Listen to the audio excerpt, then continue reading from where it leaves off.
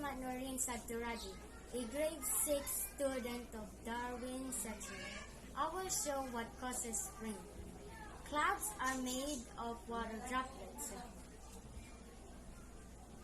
Assuming these clouds are made of water droplets, within these clouds, water droplets condense onto one another, causing the droplets to grow. When these water droplets get too heavy to stay suspended in the cloud, these droplets fall to earth and called rain.